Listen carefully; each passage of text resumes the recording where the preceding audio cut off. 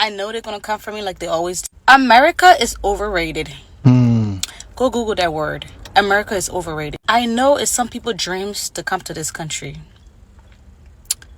Wow, it's some people's dream.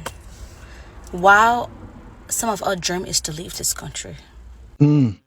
Interesting. There is no life in America. Hmm. There is no life. We are not living here.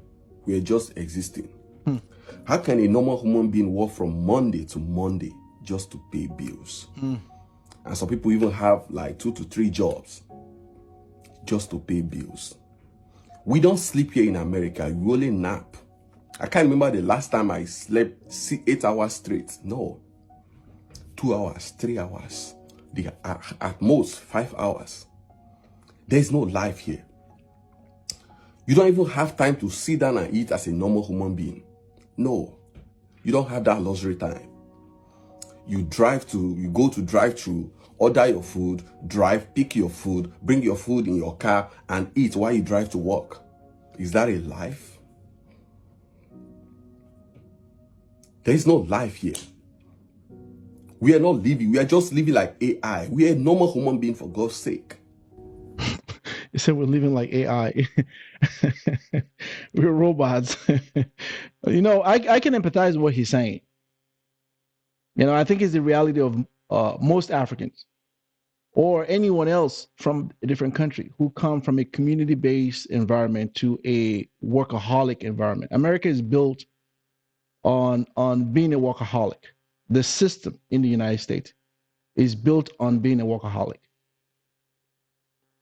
America is so far from the community structure, family-based structure that it once had years ago.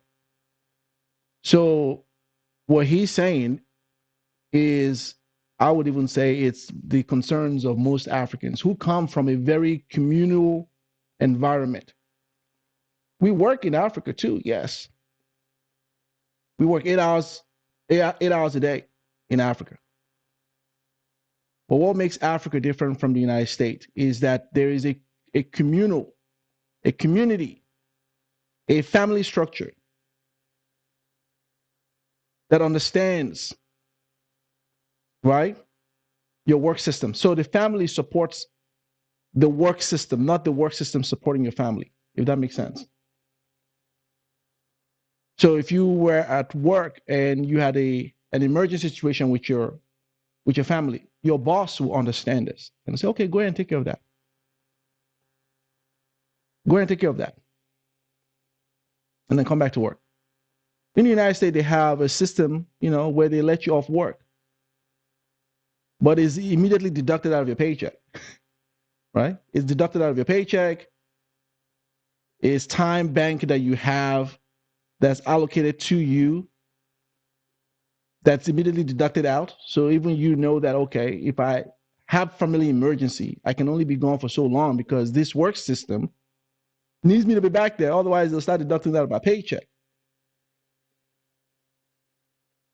And so that's a reality for most people who come from a community-based environment like Africa or some places in Asia, where the family comes first, where the system in the country recognizes that they don't want a breakdown in the family. They don't want a breakdown in your home. So they'll understand if you have a situation, they'll like, yo, go take care of that, come home. No one is like beating you on your head and say, you got to come back here, otherwise it's going to be deducted from your paycheck. So that's one. Most people in Africa aren't working to pay bills. You can see your money going far. You can see what you're putting your money in. If you're paying your rent, you're paying your rent. You can see some leftover. If you have leftovers, you can see where your money is going. You have time for your family. You have time for your loved ones. You have time for people. You have time to go do leisure things. But the United States is quickly eroded. So people were just working just to maintain a basic lifestyle. So that's the concern that a lot of people have, especially coming from countries where work is in the language of the day. Work is in the creed of the day. It isn't a religion. United States is built on a religion of work. The funny part of it is that this life never ends. You know the end. No matter how you kill yourself, no. You don't beat the system. There is no life here. There is no life. Out of 365 days of the year, you only have 14 days for yourself to go to vacation. I know what some people do when they go vacation. They wear different clothes, go to different backgrounds, take pictures. And when they come back every week, they dish out these pictures. And you back home, you think, oh, this person is living. Look at where he's taking pictures. Look at him. But it's all fake life. Life in America is like occultic life. Nobody ever say it. It's like a secret court. You don't talk what you see. Baba, you don't come, you don't come. You know they talk. You don't explain it. You don't even tell people. You have to keep lying, living fake life. But within you, really and truly, you are not living. You are only existing. There is no life here. There is no life. The more money you make, the more problem that will come after that money. If you make $5,000 a month, your bill will rise to $6,500. The system is being structured in a way that you must be in debt. It's a normal thing. If you're debt free here in this America, the system will see you as if you are not responsible. You know, I got to talk about some of the points he made. He made really valid points.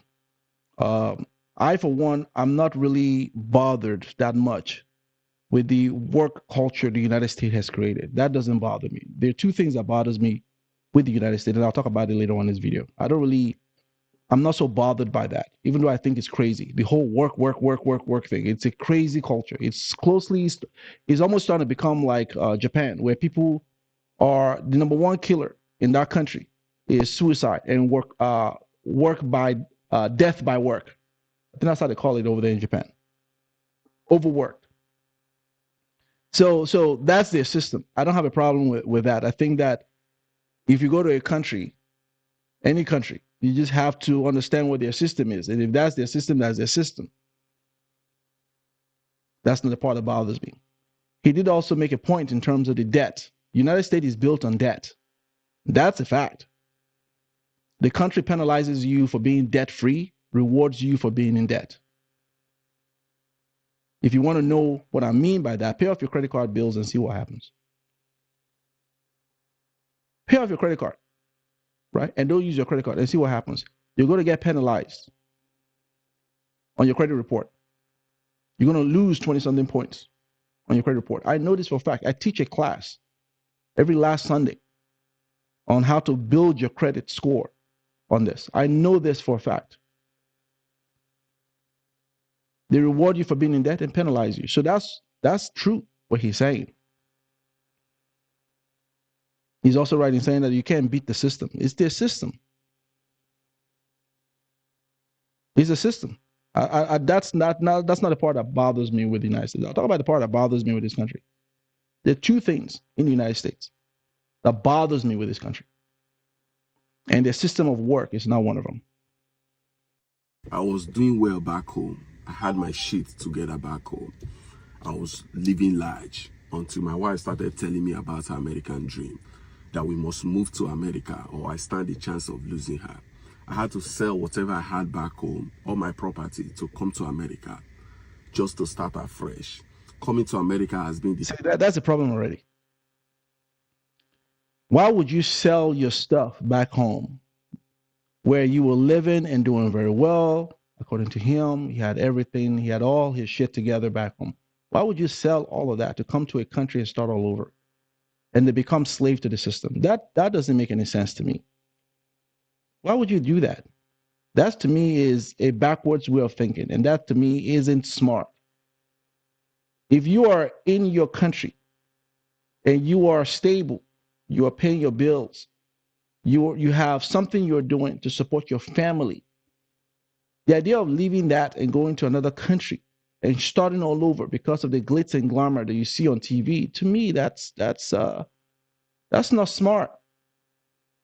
So if you're watching me from Africa right now, don't come here if you have your shit together. Don't come here, because whatever you have there is 10 times better than what you think you're going to get here. Take it from us and from someone who is the American dream. Take it from me. I am the pinnacle of the American dream. I've owned homes in the United States. I'm highly educated. I have a business in the United States. I have a great credit in the United States. Take it from that, you're not going to be happy. Because the system will work you to death. The system will enslave you financially, Now, to be fair, you don't have to make $4,000 a month and go live above your lifestyle to where you're racking debt of $5,000-$6,000 a month. That's stupid. If you live within your means, you'll be fine. But if you go and rack up this lifestyle because you want to keep up with the Joneses, because you look at social media, you look at what's going on in the world, and you're like, oh, this person seems to have a great life. I want to do that. Yeah, you're gonna find out quickly. Right? So you have to be financially smart. However, the system is a system. The system rewards workaholic. The system rewards being in debt. The system rewards financial enslavement. That's their system. But don't sell your stuff and come up here and think that you're going to beat the system. You're not. Toughest moment of my life. I started looking for a job here and there. I couldn't succeed in any decent job. The only job I succeeded having was taking care of old people. Now my wife is threatening to divorce me, telling me that this is not what she signed for, that she can't deal with this anymore. You get to the point now. She says she doesn't like what I do.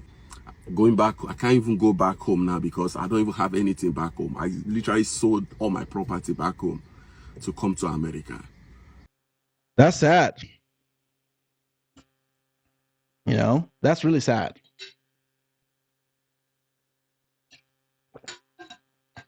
That you will give up something that's working back in your country to come to a foreign country to start all over. That's not smart. And then put your family through it. But that's not my issue with the United States. My issue with the United States is not the system they have. I am respectful to any country. To any country who has a system in place, whether it's United States, whether it's Japan, whether it's Africa, whatever country you go to, you just got to respect their system. That's the system. That's not what bothers me. What bothers me about the United States is the racism, the racial injustice in the country. That's one of it. That's the big one. And then secondly, the exploitation of foreign countries to feed the lifestyle in the country. And then those nationals from those countries in the country being discriminated against and told to go back to their country. That's a big one for me. I hate it. Those are my two problems with the country. As I talk with you right now, if I didn't have my kids, if I didn't have my two beautiful children, after my marriage was over last year, I would have left the country. After my divorce decree was final, I would have left the next day. As a matter of fact, I would have left the moment I filed divorce and told the lawyer, yo, just send me the information while I'm out of the country. The only reason I'm here is because I have two kids to raise. I'm not going to abandon my kids and leave the United States and just abandon them here with their mother. That's just not who I am. I'm not going to do that. They need me in their life. They need me to help raise them. It's my responsibility. I've come to understand that the United States is not as glamorous as most people think. I know the system. I know how the system works.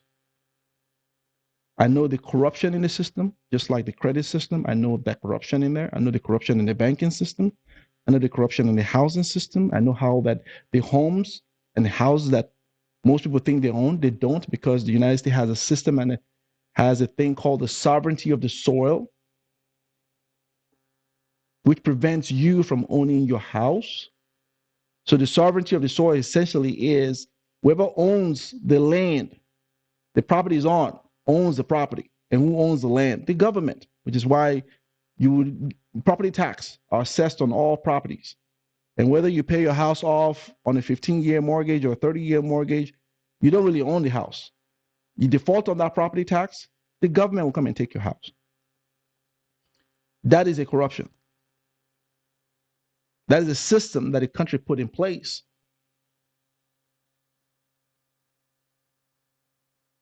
You understand what I'm saying? The schooling system also is vastly corrupt, where there's a promotion to earn education, to go to school, and they tell you the lies that those that go to college earn $1 million more than those that didn't go to college. That is a lie.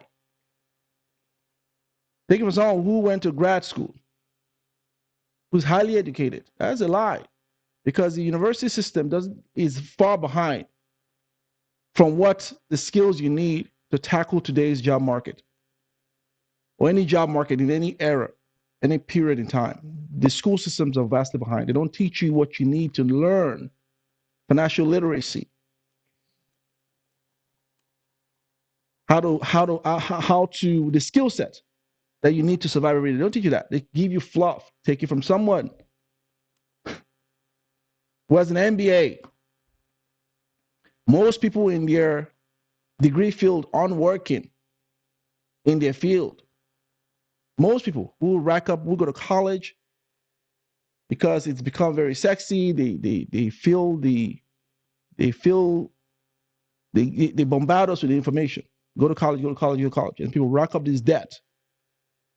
Most people, when they graduate, aren't working in their field, but they have to pay a student loan. So they're slave to the educational system. So that alone itself, it's pretty bad. And so then you ask yourself, why am I doing this? What do I really own? So you find out that the United States dropped from the happiest place in the world to the 24th place. I think the United States used to be the 11th place in terms of happy place to live in. They've dropped to 24th place. When they compare them to the other European countries, first world countries, they've dropped. I, for one, look forward to the day where I leave this country. I look forward to it, and I am going to leave. Once my kid, especially my daughter, who is 7 years old today, once she goes to college, that same week, I'm out of here. She's 7 years old. Give or take 11 years from now when she becomes 18, and if I'm lucky, because she's a smart girl, she goes to college at 17, I'm literally kissing her. Baby girl, love you, do great. Daddy misses you, and Daddy will miss you. Do great. Make sure you call. I'm literally jumping on the flight the next day, or at least that week, and I'm out of here.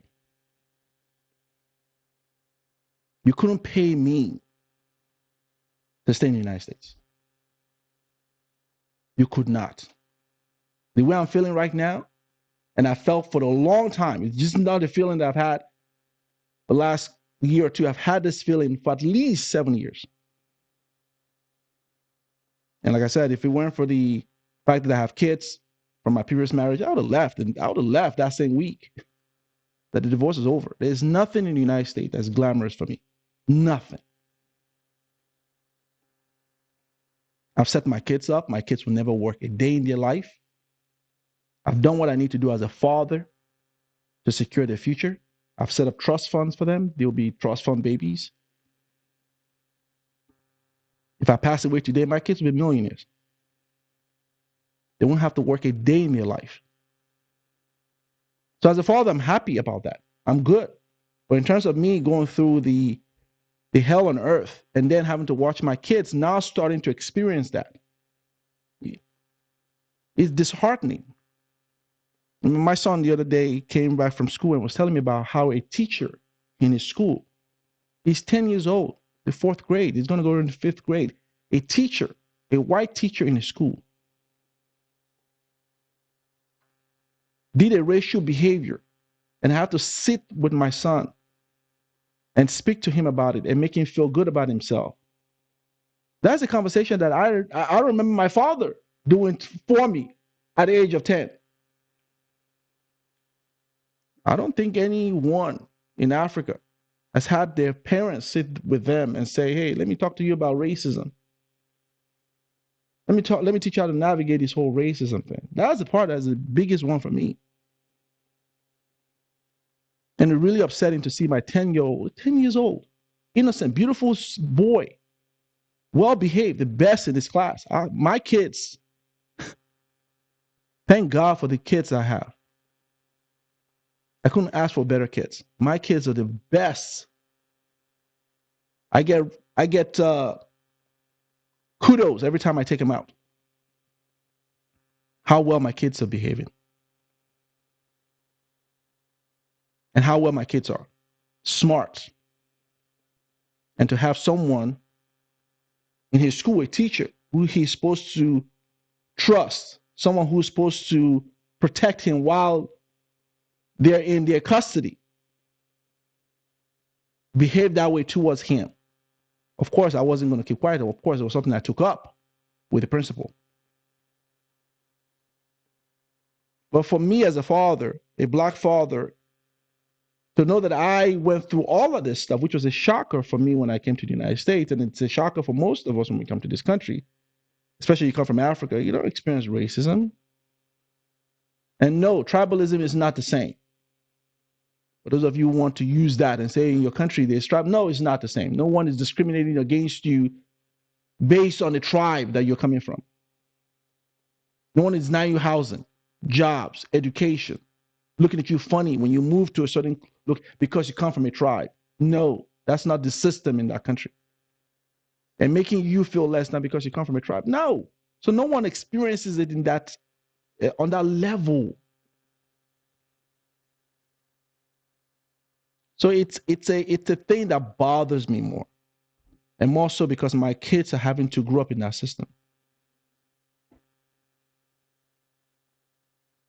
You know? So you couldn't pay me.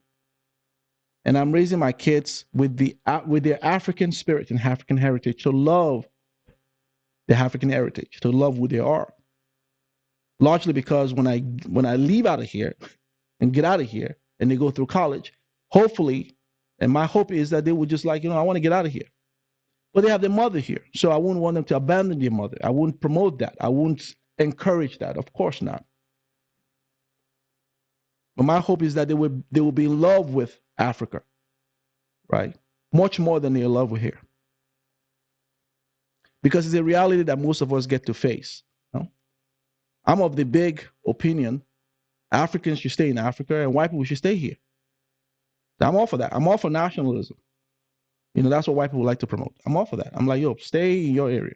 But the problem with white people is that they don't stay in their area. They don't. They're the only ones, historically, and even today, that cross over to other people's land and steal people's land. The land that we're in right now, the United States, they stole it from the Native Indians and claim it.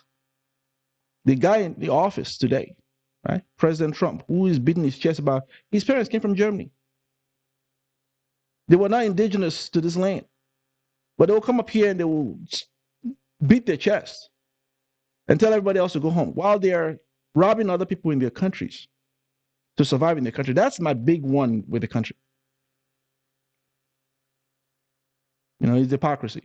So I'm all good for Africans to go home because I think that if Africa was left alone and Africa didn't have the influence and the meddling of Europeans in the West and Europe, Africa will be far along than where it is today. The reason why Africa is poor is because of these people who have gone up there and made it so.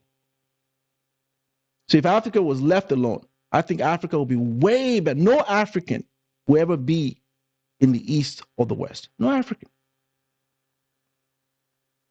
No African, because most of us realize quickly that this is just not it. This is not it. What we think we love about this place, you quickly realize that, nah, it's not it. Many marriages come from Africa and they come to the United States and they fall apart quickly. Many families come up here and they fall apart quickly. This place promotes individualistic mindset. They don't promote community, family. They don't promote that. They used to a long time ago, but that's we're talking about way back in the 60s. They're long falling from that. And it's eroding the fabric of their society. But that's their society. That doesn't bother me. You know, it's their structure. I would never fault the United States for how they're moving with their own system. That's their problem. But the racism in their country, right, is the part it's inhumane. Especially when the ones that are perpetuating the racial discrimination don't even have the rights to the land that they are so boastful about. They took it from the indigenous people. So that's the part, right? And on top of it, the people who they're discriminated against, whether they're Africans, you know, whether they're from, you just talk about Africa for example, they're in Africa exploiting the land and surviving on the backs of those Africans to build their country. So I look forward to the day where I will just be out of here. Boy, I'm telling you, I will cut off the internet. I wouldn't care what's happening in the United States. I wouldn't care. I don't want to know who the president of the United States is. I wouldn't want to know what's happening in terms of anything. I wouldn't care. I wouldn't come here to do what? Shop? I don't think so. My kids will have to come visit me. I'll have zero interest to be here. Zero. I will give up my citizenship. Like, yo, you can have it. And I'll go over there. Live the rest of my life in that community base, in that family structure. Live among nature. Get me a little place where I'm close to nature with the ancestors. Peace. Where I know that when someone tells me something, their word is true and bond. I don't have to, why are you telling me this? There's an ulterior motive behind that. I don't have to guess that. Here I have to watch you. Like, hold on a second. Why are you trying to tell me that? Over there, I don't have to worry about that. I can eat organic food and live freely. Man, I look forward to that. You couldn't pay me to stay in the United States when my kids go to college. What? And so to those of you who are watching me who are trying to come up here, that first sister said it best. You're trying to come up here when many of us are trying to go over there.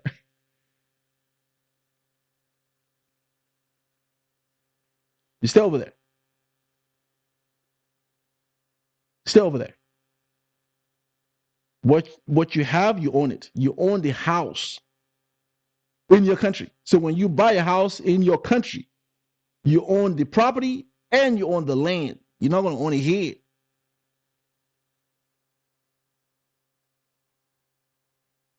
So when you pass away, you can have tangibles. So say I'm literally giving true value.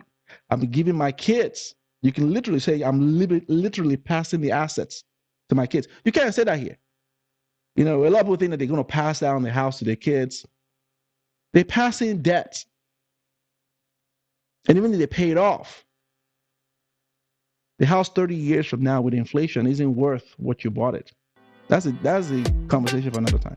Anyway, thank you all for watching. Like the video, share the content. Subscribe to the channel and I'll see you all. Det finns ingen annan där som kan stå här by my side, oh why. Sättet du rör på det får mig att dö för dig baby. För de här yardis, de vill ju bara dra ner oss. Men du är fett och vanlig. Och det jag lägger all min tid och jag vill ha dig. Du får mig känna safety. det kan nog leda baby. Och jag kommer aldrig ändra mig.